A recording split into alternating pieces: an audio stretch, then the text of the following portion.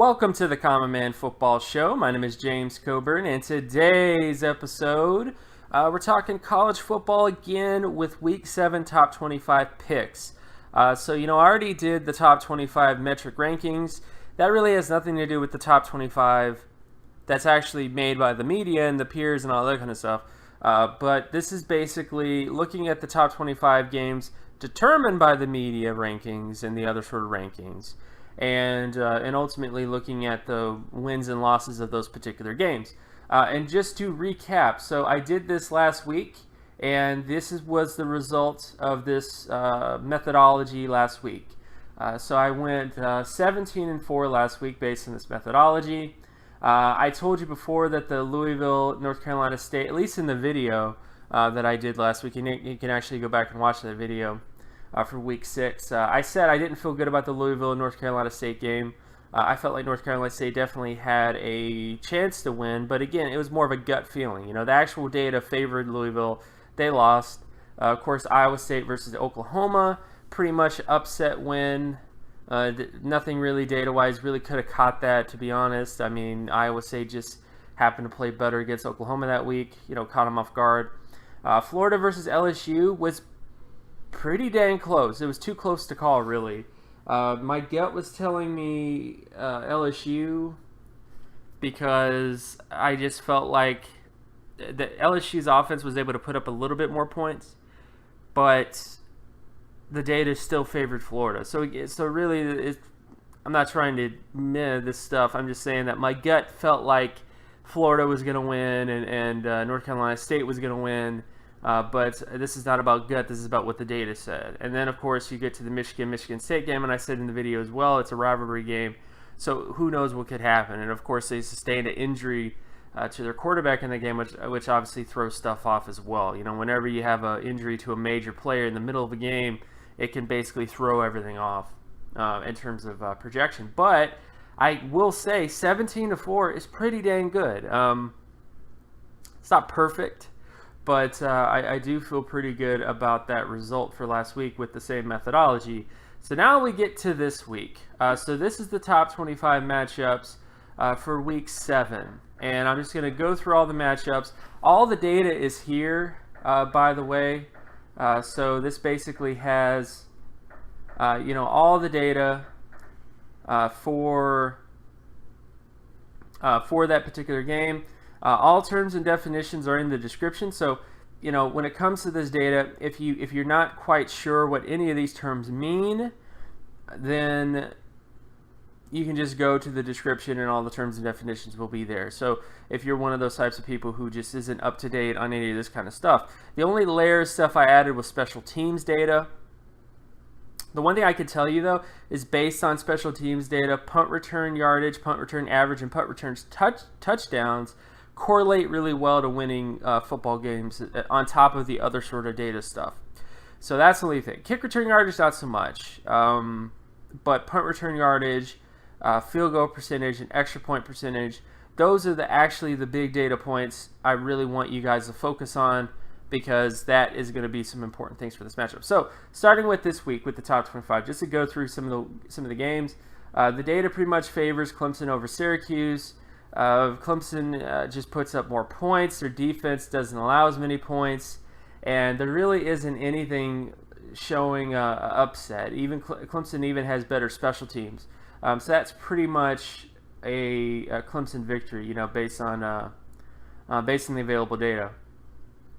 And then, of course, we get to Cal versus Washington State. All the data favors Washington State. Washington State's able to put up points. Their defense is able to not allow points, and those are kind of the big factors in that one. So Washington State pretty heavily favored. Now, the one game this week that I don't feel that great about is the Kansas State versus TCU game.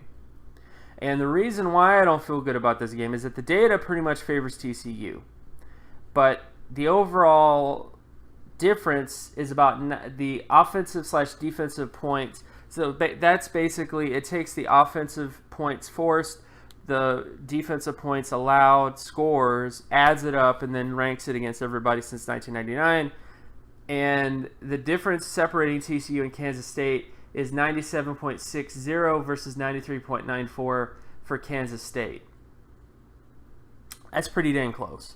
And on top of that, when you look at special teams, heavily favors Kansas State. Kansas State is one of the better special teams groups when it comes to punt return yards, punt return average, punt return touchdowns, and their overall special teams is one of the best in college football, whereas TCU is not that when it comes to their special teams data. On top of that, TCU also has a lot of turnovers, higher in terms of fumbles, higher in terms of interceptions, and also higher when it comes to overall turnovers for them compared to Kansas State. The only real difference between these teams is that Kansas State just doesn't put up as many points as TCU, and that's the only major difference between both these football teams on paper. And that's why I'm worried about this. I mean, I'm just gonna be honest.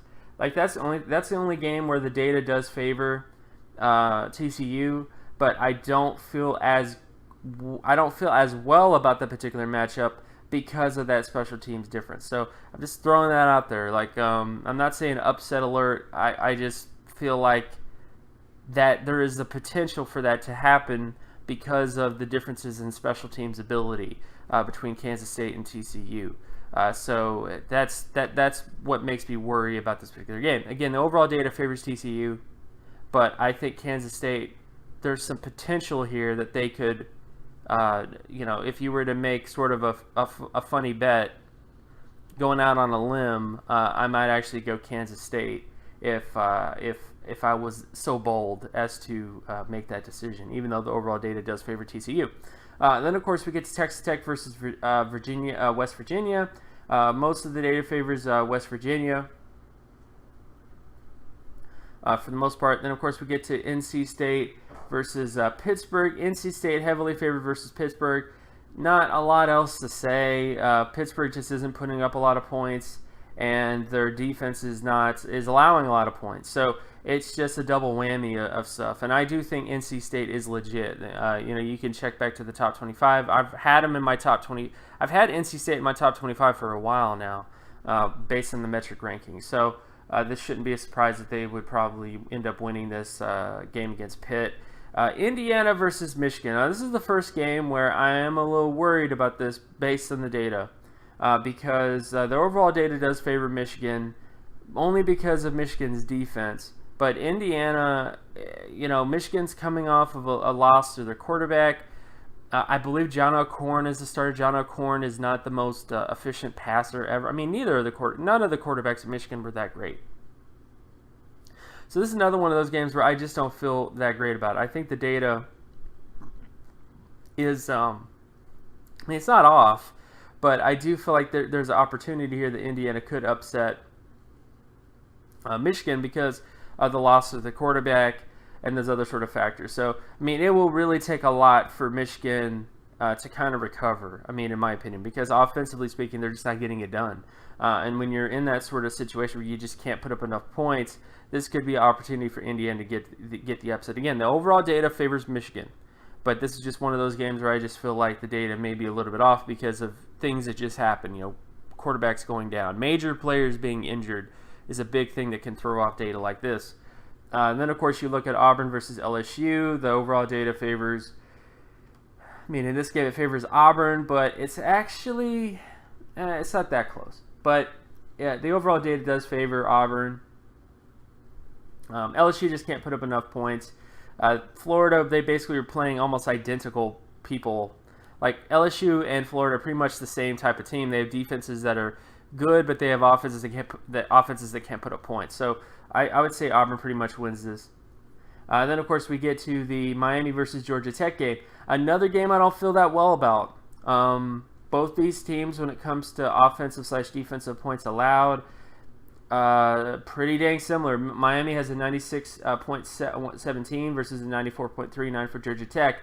The only thing that favors Miami, realistically, is that the wins that they've been able to amass have been against tougher competition, obviously, and special teams is better on Miami's side. So again, this is a Miami victory, at least on paper, but it's almost too close to call because of that offensive/defensive point sort of thing. Not to say I don't trust Miami, but it is one of those sort of situations. And then, of course, when you get to Oklahoma versus Texas, the overall data favors Oklahoma. I know Oklahoma just had a bad loss to Iowa State. I don't quite believe that this is going to be the same result. So we'll keep an eye on this and see what happens with Oklahoma going forward. But I still think Oklahoma will stay strong and beat Texas. Of course, we get to Purdue versus Wisconsin. Wisconsin heavily favored over Purdue. Oh, not heavily, but a decent amount favored over Purdue. But Purdue is not a terrible football team, just to get that out there, because I know there's a lot of people that are thinking, oh, this is Purdue, the horrible Purdue.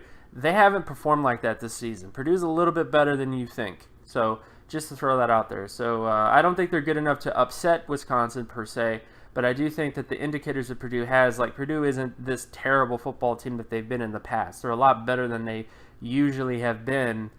Which is, can surprise people, per se.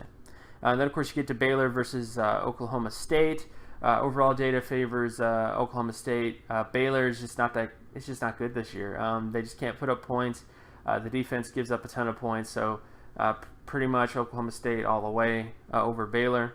Then, of course, we get to Memphis versus Navy. The data actually favors Navy in this particular matchup. I don't feel that great about it because of, I don't know. I just don't feel that great about this particular game because it's Navy, and Navy's kind of an odd football team, in terms of their offensive system and stuff like that. And also Memphis is kind of that hot, sexy team as well. But again, the overall data does favor Navy, but I don't feel the best about it just because having watched both these teams, I guess the best way to put it. And then, of course, you get to UCF, Central Florida versus East Carolina. Overall data favors UCF, heavily favors them. So that's pretty much offensively, defensively, East Carolina just can't do much. Then, of course, we get to Alabama versus Arkansas. Pretty much Alabama. Alabama is the strongest football team in the nation right now when it comes to just their overall data, how they're performing on defense, offense, special teams. Well, not special teams 100%, but definitely they're above average on special teams, which is the most you could ask for. So that's definitely another sort of thing to talk about. And then, of course, you get to Nebraska versus Ohio State. Most of the data favors Ohio State over Nebraska. Georgia versus Missouri. Georgia heavily favored over Missouri. Missouri is just not a very good football team. Then, of course, you get to Cincinnati versus South Florida. South Florida heavily favored over Cincinnati. Michigan State versus Minnesota. Michigan State's actually favored.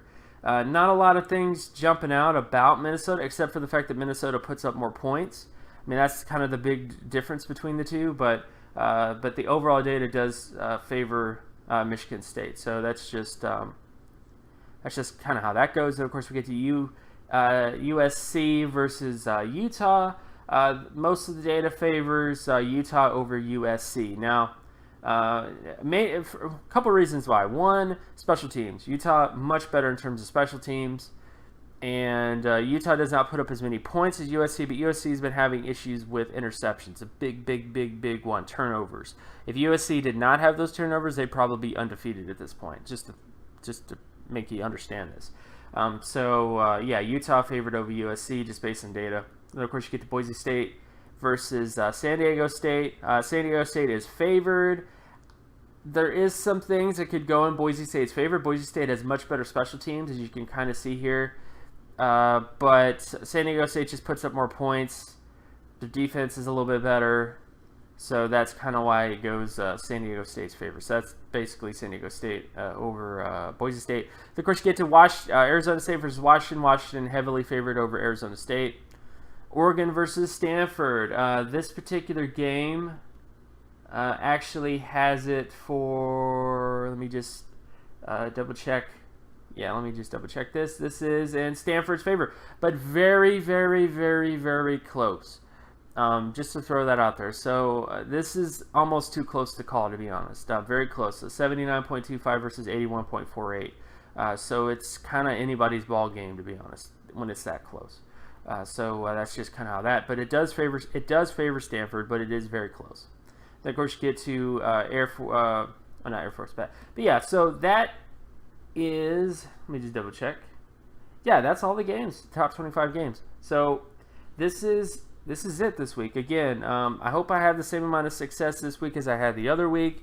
I added the little element of special teams just to throw in there. I probably shouldn't have done that just because adding more data can always complicate things, because of my feelings about Kansas State versus TCU. Like, seeing that special teams data kind of changes my mind a bit about that particular matchup because it's so heavily above. Like, Kansas State special teams is so much better than TCU that it makes me worry. Like, if I didn't have that information, I probably wouldn't be worried right now. But overall, we'll see what happens this week. But that was the top 25 picks this week. So, of course, my name is James Coburn. You can find my other work at draftcoburn.wordpress.com. You can also follow me on Twitter at Geometrics. And if you like this content and you want more content like this, be sure to leave a like and subscribe. Share this video as well with anybody that you know, and I'll talk to you guys in the next video. Peace.